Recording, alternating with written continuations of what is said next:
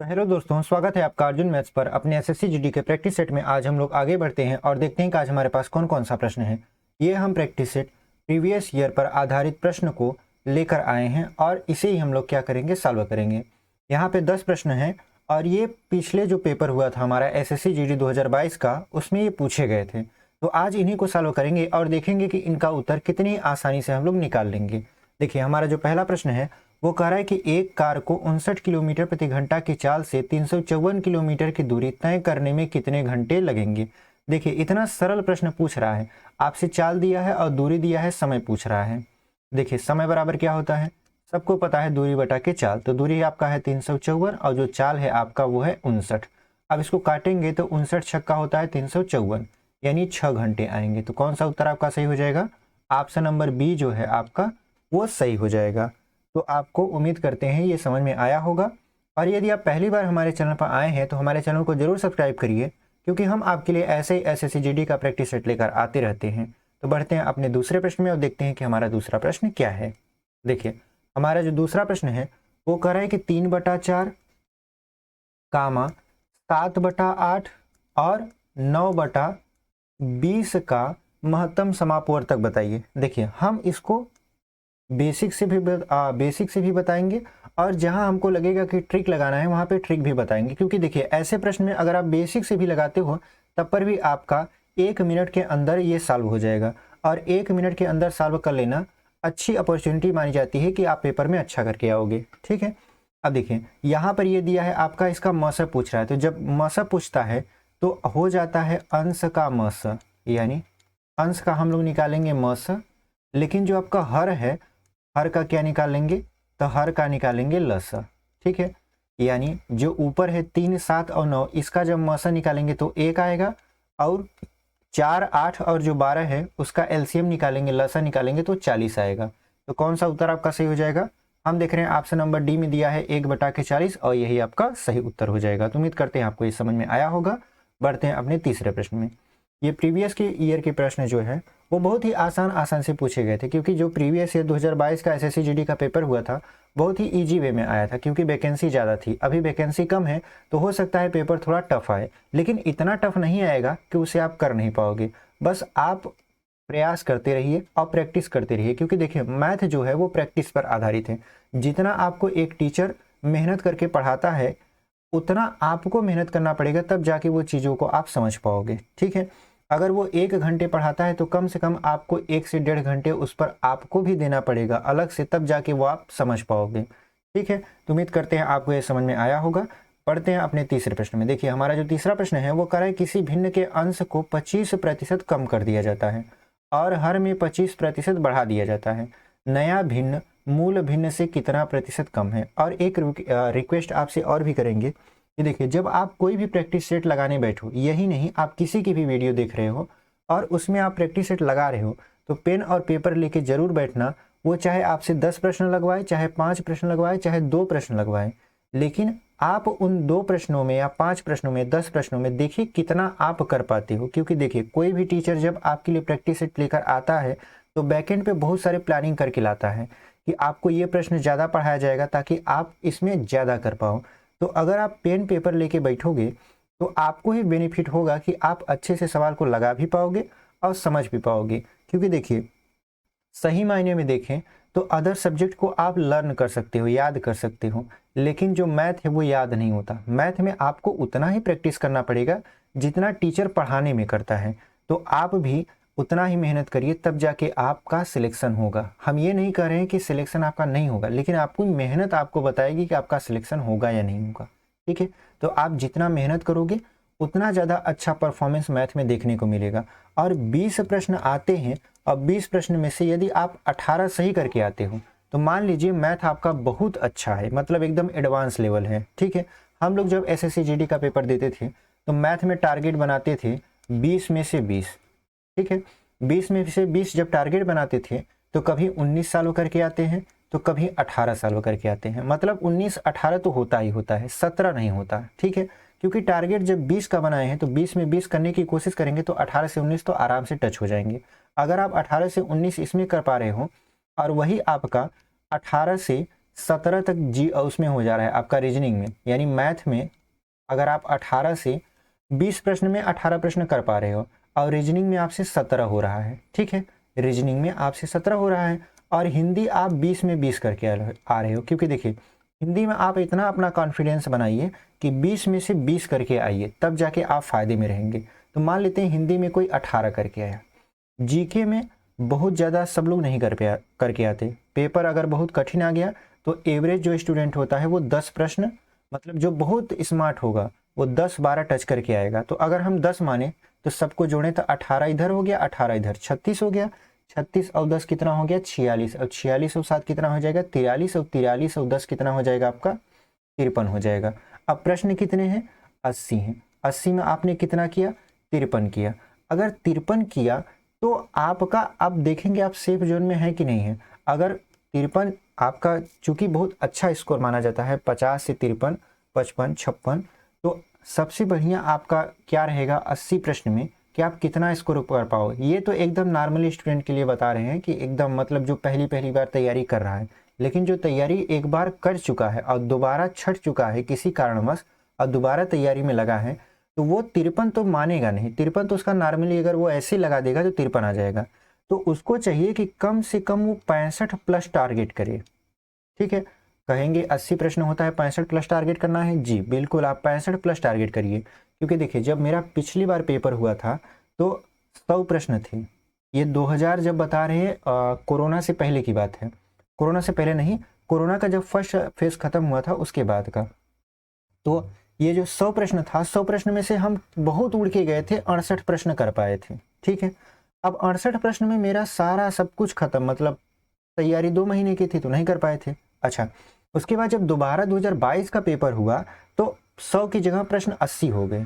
तो टारगेट बनाए थे कि कम से कम 65 प्लस करके आएंगे, और जब 65 प्लस का टारगेट बनाए थे तो उसमें कितना सही हुआ था, तो 65 ठो तो सही हुआ था। जब 65 सही हो गया तो जाके कॉन्फिडेंस और बढ़ गया कि कोई नॉर्मलाइजेशन में और ज़्यादा नंबर उठने के चांसेस थे। तो ऐसे जाके कुल अच्छा बहुत खासा, मतलब अच्छा खासा नंबर आ गया था, 141.41 शायद आया था, ठीक है। इतना नंबर आया था और इतने में हमको आराम से कोई ना कोई पोस्ट मिल जाती, लेकिन हम गए ही नहीं, ठीक है। तो सबकी अपनी अपनी मर्जी होती है, कोई जाता है कोई नहीं जाता, हम पेपर दिए थे हम नहीं गए। तो यहाँ पे ये हमारा था मतलब शेड्यूल, सोचे आपको बता दें। तो आप देखिए मैथ में कम से कम 18 टच करिए, ये प्रीवियस ईयर का क्वेश्चन है, हम इसको सॉल्व करवा रहे हैं। अगर आप इस वीडियो को देख रहे हो तो प्लीज़ पेन और पेपर लेकर बैठिए, और 10 प्रश्न है आराम से, 10 प्रश्न हम रोज सॉल्व करवाते हैं, हर दिन का हमारा वीडियो आप देखेंगे तो उसमें 10 प्रश्न रहते हैं। हम 10 प्रश्न इसलिए लेते हैं क्योंकि देखिए ज़्यादा आपको बर्डन भी फील ना हो कि 20 प्रश्न 20 प्रश्न 20 प्रश्न, 10 प्रश्न आराम से लगाइए, उसके बाद उसको रिवीजन करिए।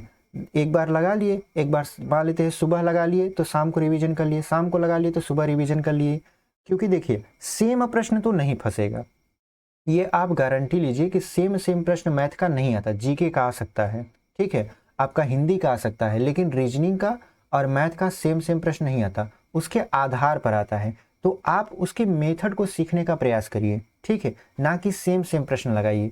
आप ये सोचेंगे कि सेम प्रश्न आएगा और हम इसको रिवीजन कर ले रहे, नहीं, ये अभ्यास पर होता है। जैसे ये प्रश्न जो दिया है, अगर इसके जैसा कोई प्रश्न आएगा तो आप नहीं छोड़ेंगे, इसकी गारंटी आप खुद लीजिए और प्रैक्टिस करिए, लगाइए, देखिए कि आता है कि नहीं आता, ठीक है। तो इस प्रश्न को हम लोग पढ़ लेते हैं और देख लेते हैं कि इसका उत्तर क्या आता है।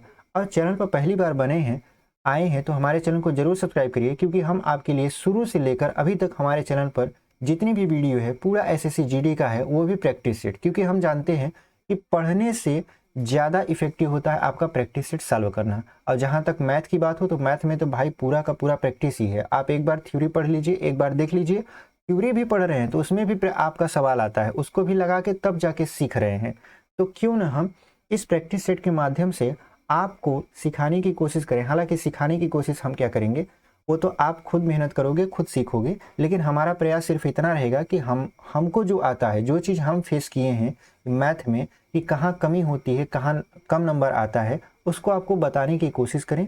और यही कोशिश करें कि आप हाई से हाई स्कोर करके लाओ और अपनी अच्छी खासी नौकरी लो, और 2024 में वर्दी पहनकर सब लोगों के सामने जाओ तो वो लोग भी आपको देखकर चौंक जाए जो कहते हैं कि तुमसे ना हो पाएगा, ठीक है।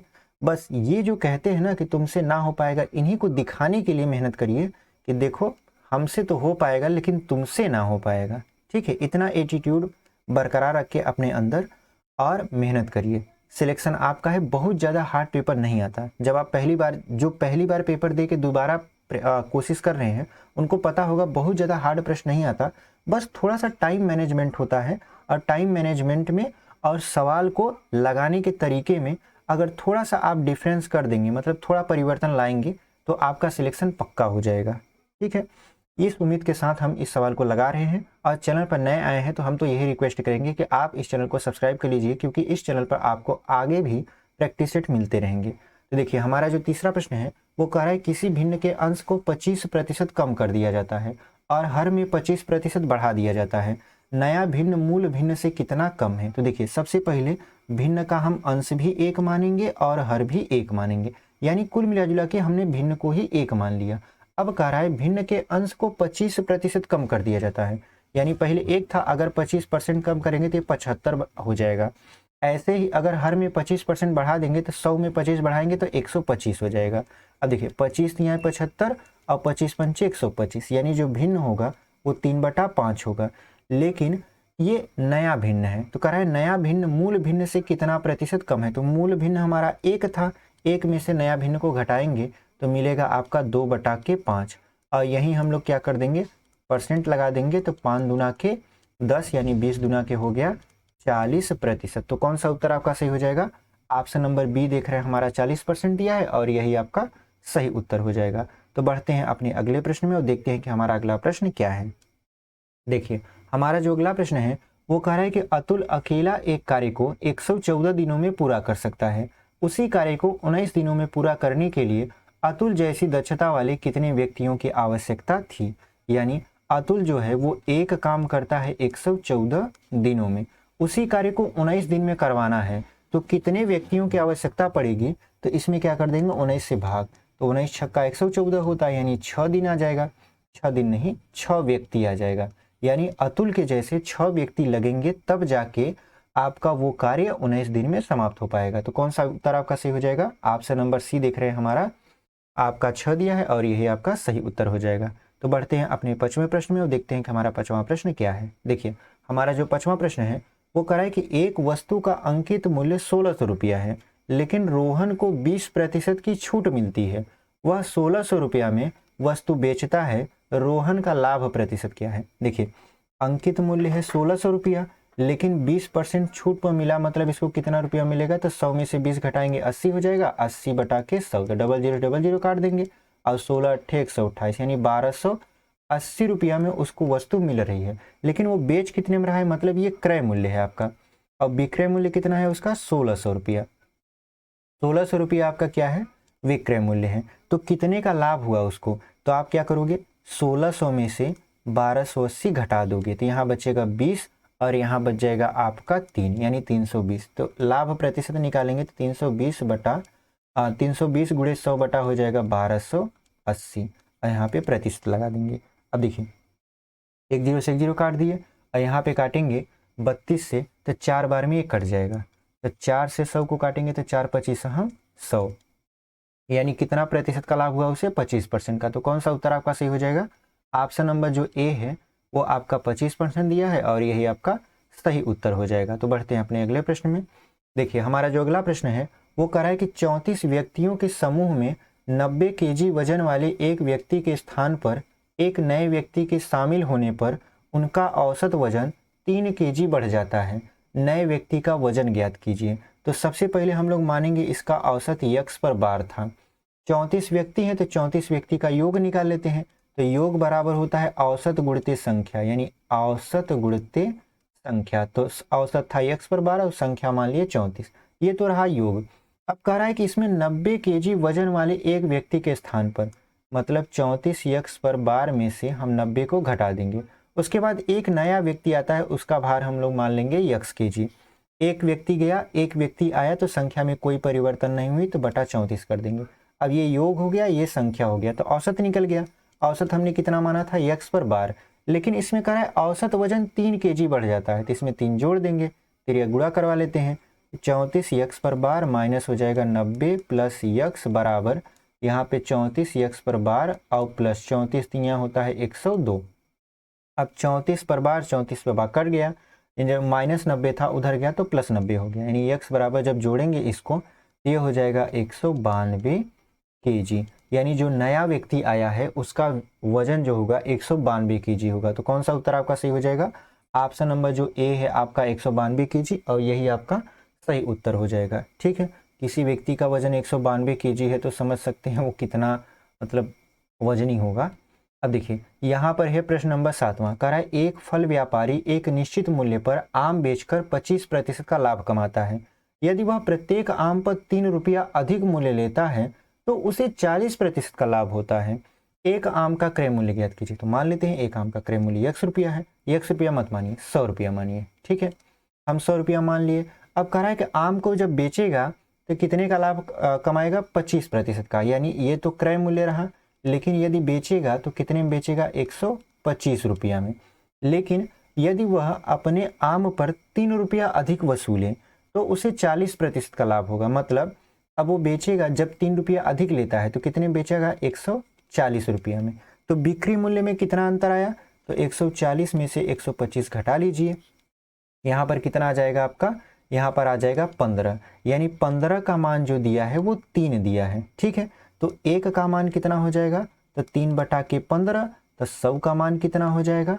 तो 3/15 गुणते 100। अब देखिए 3 पचे 15 और 5 दूना के 10 यानी 20 रुपये। जो हमारा आम का क्रय मूल्य था वो 100 माने थे और 100 का मान कितना आ गया? 20 आ गया। यानी जो आम का क्रय मूल्य होगा वो 20 रुपया होगा। तो कौन सा उत्तर आपका सही हो जाएगा? ऑप्शन नंबर बी देख रहे हैं, हमारा 20 रुपया दिया है और यही आपका सही उत्तर हो जाएगा। तो बढ़ते हैं अपने 8वें प्रश्न में और देखते हैं कि हमारा 8वां प्रश्न क्या है। देखिए हमारा जो 8वां प्रश्न है वो कह रहा है कि सबसे बड़ी संख्या के अंकों का अंतर ज्ञात कीजिए जो 144 और 216 को पूर्णतः विभाजित कर सकती है। जब देखिए सबसे बड़ी संख्या की बात करें तो वहां पे मसा निकाला जाता है, सबसे छोटी संख्या की बात करें तो वहां पे लसा निकाला जाता है। तो सिंपली इसका मसा निकालना है, जो संख्या काट रहा है उसको घटा देना है, मतलब बड़ी संख्या में से छोटी संख्या घटा देना है, आपका उत्तर पता चल जाएगा। तो यहाँ पे हम लोग 144 में 216 से भाग करने वाले हैं। भाग विधि से निकालते हैं तो एक बार जाएगा तो हो जाएगा 144, यहाँ पे आएगा 2 और यहाँ पर आएगा आपका 7।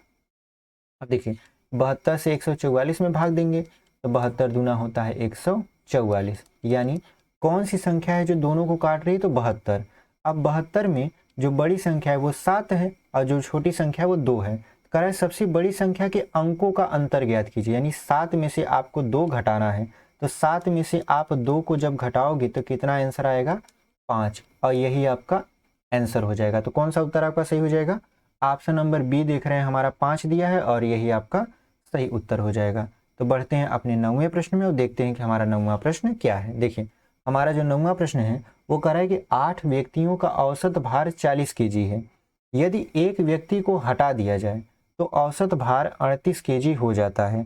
हटाए गए व्यक्ति का भार कितना है? तो सबसे पहले इनका योग निकाल लेते हैं।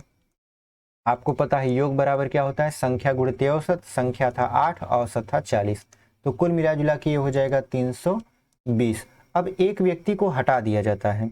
जब एक व्यक्ति को हटाया जाता है तो मान लेते हैं हटा दिया गया, मतलब यक्स kg खत्म कर दिया गया। ठीक है, अब व्यक्तियों की संख्या कितनी बची? जब एक व्यक्ति हट गया तो 7 बचा। तो अब जो इसका औसत भार होता है वो 38 हो जाता है। 38 लिख दिए, 7 का गुणा करवा देंगे तो ये हो जाएगा 320 माइनस यक्स बराबर, यहाँ पे हो जाएगा 7 8 56 और 7 3 21, 21 और 5 कितना हो जाएगा आपका? 26 हो जाएगा। यानी 7 8 56 और 7 3 21, 21 5 26 हो गया। अब यक्स बराबर क्या हो जाएगा? तो 320 में से आप 266 घटाइए तो यहाँ पर आएगा 4 और यहाँ पर आएगा आपका 11 में 6 गया 5। ठीक है, तो कौन सा उत्तर आपका सही हो जाएगा? 54 kg। यानी जो हटाए गए व्यक्ति का भार है वो है 54 kg और यही आपका सही उत्तर हो जाएगा।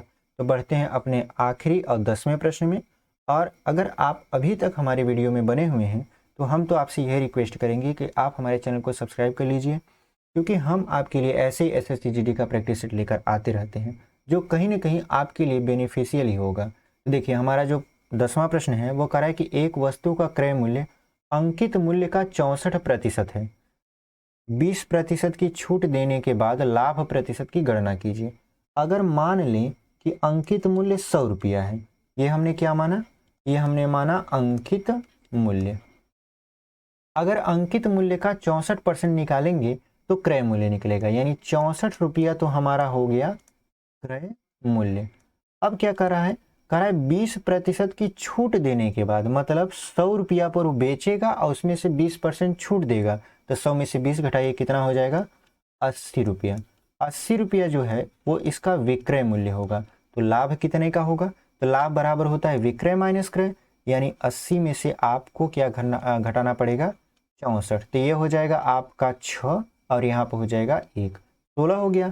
16 बटा के 64 गुणते 100%, ये क्रय मूल्य लाभ प्रतिशत आ गया। तो 16 चौका 64 और 4 25 100, यानी ये हो गया 25%। तो जो लाभ आपका होगा वो होगा 25%। तो कौन सा उत्तर आपका सही हो जाएगा, ऑप्शन नंबर बी देख रहे हैं हमारा 25% है और यही आपका सही उत्तर हो जाएगा। उम्मीद करते हैं ये हमारा छोटा सा प्रैक्टिस सेट जो कि प्रीवियस ईयर क्वेश्चन पर आधारित है, इवन प्रीवियस ईयर क्वेश्चन को ही लिया गया है, आपको समझ में आया होगा और वीडियो पसंद भी आई होगी। यदि हमारी वीडियो पसंद आई है तो हमें लाइक करके मोटिवेट करिए और वीडियो को शेयर करके दूसरों को भी बताइए, ताकि और लोगों को पता चले कि इस चैनल पर एसएससी जीडी का प्रैक्टिस सेट चल रहा है और 100 से भी ज़्यादा प्रैक्टिस सेट होने वाले हैं। ठीक है, तो उम्मीद करते हैं आपको ये समझ में आया होगा। मिलते हैं आपसे अगले प्रैक्टिस सेट में, तब तक के लिए धन्यवाद। पढ़ाई करते रहिए क्योंकि पढ़ाई बहुत ज़रूरी है।